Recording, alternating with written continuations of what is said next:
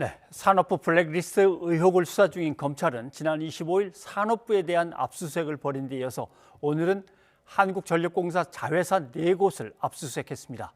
고발장이 접수된 지 3년여 만에 강제 수사에 나선 검찰. 배경이 무엇일지 박지훈 변호사와 짚어보겠습니다. 어서 오십시오. 안녕하십니까? 네. 산업부 블랙리스트 하면은 잠깐 소개를 했습니다만은 3년 만에 압수수색 들어가다 보니까 그렇죠. 이제 조금은 기억 속에서 약간 흐릿해진 사건입니다. 좀 정리를 한번 하고 시작을 하죠. 자, 일단 산업부 블랙리스트 사건이라고 이른바 그렇게 표현을 하는데요. 예. 2017년 9월입니다. 박근혜 정부 시절 때 임명됐던 한전의 자회사 사장들입니다. 남동이라든지 남부, 중부, 서부 예. 이런 사장들에 대해서 임기가 남아 있는데 예. 백운규 산업부 전 장관 또 이인호 차관 등이 좀 사표를 하라고 일괄 사표를 하라고 했던 부분 이게 직권남용 권리행사 방해죄가 될 수가 있는데요. 예. 요 얘기를 2019년 1월달에 당시 자유한국당 지금 국민의힘이죠. 예. 자유한국당에서 고발 조치를 했고요. 그 사건이 지금 이루어지고 있지 않다가 3년 만에 지금 압수수색 등 사건이 전개되는 그런 상황입니다. 예. 임기는 한 1, 2년 남았는데 한전 자회사 그렇죠. 사장들이 그때 취재된 바로는 광화문 호텔로 오라 그래가지고 산업부 국장이 딱 나와가지고 사표들 빨리 내시죠라고 이제 압력을 넣었다. 네. 이제 이 얘기가 되는 겁니다. 자, 그런데 산업부 압수수색했고 오늘은 다시 한국전력의 자회사 4곳 그러니까 그 당시 그 사장들 그렇죠. 압박을 받았다고 하는 사장들이 있던 곳들을 또 압수수색을 했고 이렇게 됐습니다. 그러면 벌써 한 4, 5년 흘렀는데 거기서 뭘 압수수색을 해서 찾아내고 뭘 어떻게 하려는 거죠? 가장 중요한 자료는 사표를 내게 할 수 있는 종용할 수 있는 그런 문건들이나 그런 내용들일 겁니다. 그래서 PC 자료라든지 예. 아니면 사표를 종용할 수 있는 문건 같은 게 있다면 예. 증거가 될 수 있는데 상당히 많이 지났죠. 예. 산업부에도 그 자료가 있을지 좀 의문이기도 하고요. 특히 외부에 있는 한전 자회사 같은 경우는 자료가 있을지는 모르겠습니다. 이제 압수수색이라는 게 증거 확보의 차원도 있지만 수사를 한다라는 개시 얘기하는 그런 상황도 될 수 있는 거거든요.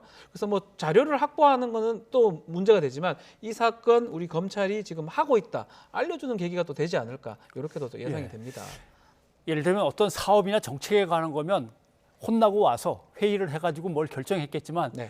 나가라 마라 개인적으로 압박받은 얘기를 와서 공개된 회의를 해서 거기에 회의록이 남아있거나 그러지도 않을 것 같고 그렇죠. 그럴 가능성이 매우 적지요. 예, 사실은. 뭐를 압수수색해서 찾아냈을까요? 그런데 사실 이거는 압박을 받았느냐라고 당사자를 검찰이 불러갖고 조사를 했던 건데 그렇죠. 그때는 왜 못 찾아냈나? 또는 아니면은 정권과 관련해서 그냥 흐지부지 넘어갔나? 이게 이제 의혹으로 남는 거죠. 2019년 1월입니다. 예. 상당히 오래됐죠. 그 당시에 고발 조치가 되니까 이 자회사 사장들이 일부가 가서 진술도 했다고 합니다. 진술도. 그러니까 사실 진술을 통해서 직권남용죄, 권리행사 방해죄 성립이 가능하고 예. 필요하다면 그때 기소라든지 가능했는데 그때는 또 하지 않았었거든요. 그때는 멈췄다가 3년이 지난 이후인데 대선이 지금 끝난 상황이고요. 예. 대선 직후입니다. 더 나아가서 김은경 환경부 전 장관 같은 경우는 대법원에서 유죄가 됐습니다. 그런 것들이 좀 맞닿아 있는 게 아닌가 생각이 들어요. 예. 그래서 박범계 장관도 빠르네요라고 이렇게 좀 애둘러 표현을 했는데 예상 못한 시점 아니면 이제 한다고 하고 바로 하는 시점 이게 좀 놀랐다 이런 표현을 하는 것 같습니다. 예. 한다는 얘기는 들었는데 벌써 네. 이런데 바로 박근혜 하니까요. 장관의 예. 아마 뉘앙스인 것 같습니다. 근데 이게 현재 이제 집권 여당이라고 해야겠죠. 아직은 집권 여당 또는 집권 세력에 대한 첫 번째 검찰의 강제 수사니까 이게 상당히 좀 의미가 있다고 이제 다들 판단하는 것 같습니다. 네. 여당의 얘기 한번 잠깐 들어보시죠. 서울 동부지검이 국민이 납득하지 못할 산자부 압수수색을 벌였습니다. 말로는 소위 산자부 블랙리스트 의혹을 규명한다 이렇게 이야기하고 있지만 국민은 납득하기 어렵습니다. 문재인 정부에 대한 청부 수사로 전국 주도권을 틀어쥐고 반대 세력을 탄압하는 검찰 독재의 시작은 아닌지 국민적인 우려가 큽니다. 구체적으로 뭐라고 말씀드리긴 좀 그렇지만 압수수색 동부지검에서 했다는 보고받고 참 빠르네 라고 제가 표현했습니다. 장관 입장에서는 빠르는데 검찰총장 입장에서는 그동안 나름대로 장관하고 호흡을 맞춰오다가 최근에 들어서는 인수위원회 당선인 측의 검찰에 대한 이런저런 개혁의 입장이 맞습니다. 쪽으로 돌았단 말이죠.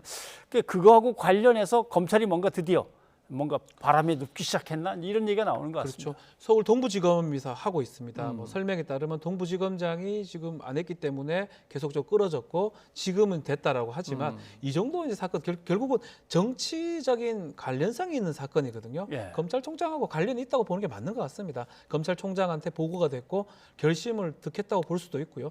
최근에 와서 윤 당선인하고 뭐 검찰 개혁 방향 예컨대 수사지휘권 폐지 등등해서 코드가 좀 맞습니다. 예. 그걸 합쳐 본다면 뭐 이 사건 자체가 김호수 총장이 뭐 지시해서 했다기보다는 하는 거를 안 막는 것도 사실은 뭐 지시하고 같기 때문에 예. 그거랑 좀 같이 가는 모양새가 아닌가 이렇게 많이 얘기가 되고 있습니다. 예. 근데 이제 검찰 측에 왜 그랬냐고 이제 물어보는 거에 대한 답변은 환경부에도 비슷하게 블랙리스트 사건이 있어가지고 다음 해당자들을 일찍 나가라고 압박했던 사건이 있는데 네. 그게 이제 대법원에 최근에 판결이 확정이 돼서 나왔습니다. 네. 잘못됐다고. 그랬기 때문에 이제 그걸 전용해서 이제 수사를 시작합니다. 이렇게 됐다고 하는데 이거는 설득력이 있나요? 그것도 맞지 않죠. 어떻게 보면 김은경 전 환경부 사건이거든요. 대법원에서 확정이 됐기 때문에 지금 한다라고 하기보다는 1심, 2심에서도 결과가 났었습니다. 사실은 같이 가는 거고요. 예. 대법원까지 기다렸다 가는 거는 아주 법리적 쟁점이 클 때 그렇거든요. 예. 사실 1심, 2심에서 많은 부분에 대해서 유죄를 받았기 때문에 쟁점보다는 하여튼 대법원에서 달라질 건 별로 없었다고 봤을 때는 사실은 유죄 상황이 컸다면 이미 수사를 개시했어야 되고요. 이미 기소를 할 수 있는 상황인데 예. 글쎄요, 뭐 요거는 어쩌면 이게 뭐 결과론적으로 그렇게 보이긴 하지만 이 대법원의 판결 때문에 지금 한다라고 하기에는 조금 납득하기는 조금 어려울 것 같습니다. 근데 이제 이 사건의 성격이 이쪽 정권의 사람들을 심기 위해서 임기가 남아 있는 저쪽 정권 때 임명됐던 사람들이 빨리 나가 이렇게 했던 거랑은 또 다른 문제가 끼어들 수 있단 말이죠. 예를 들면은 탈원전 정책으로 힘을 싣고 싶은데 한국전력 쪽에서 뭔가 그동안의 성과나 아니면 탈원전과 관련된 사업 관련 뭐 자료들을 갖다가 제대로 보고를 했냐 아니면 뭐 뒤집었냐 그렇죠. 이것까지도 수사를 하려면 할 수 있는 거죠. 가능성이 있죠. 또 감사원에서 원전 관련된 어떤 감사들을 또 했던 적이 있거든요. 했었으니까. 그렇기 예. 때문에 사실은 그런 것들 봤을 가능성이 있어요.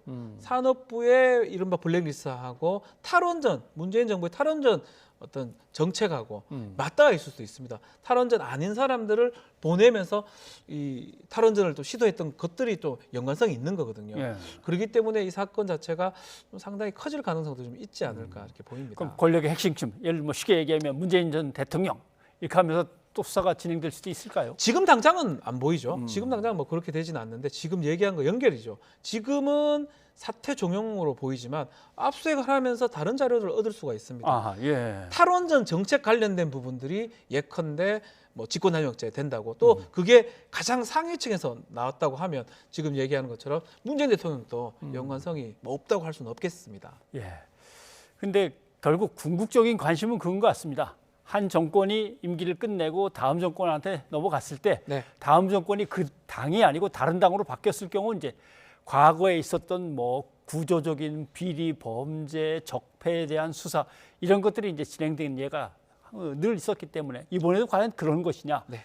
어떻게 보십니까? 적폐 수사 발언을 후보 시절 때도 했었거든요. 예. 윤 당선인. 그래서 이 부분은 해야 되냐 말아야 되냐 논란도 됐던 적이 있는데 뭐 하나 확실한 거는 인사 관련해서 사퇴하게 하거나 이런 부분들은 어려울 것 같아요. 예. 그래서 이게 사실은 이 지금 정부 또 다음에도 정부 바뀔 수도 있는 건데 어쩌면 바로미터 같은 게 될 수도 있는 거거든요. 김인경 전 장관 같은 경우가 유죄를 받고 구속이 됐고 지금 산자부 블랙리스트 사건도 하기 때문에 윤 당선인 입장에서는 대통령직 하면서 인사권 같은 것도 좀 조심히 좀 하지 않을까. 예.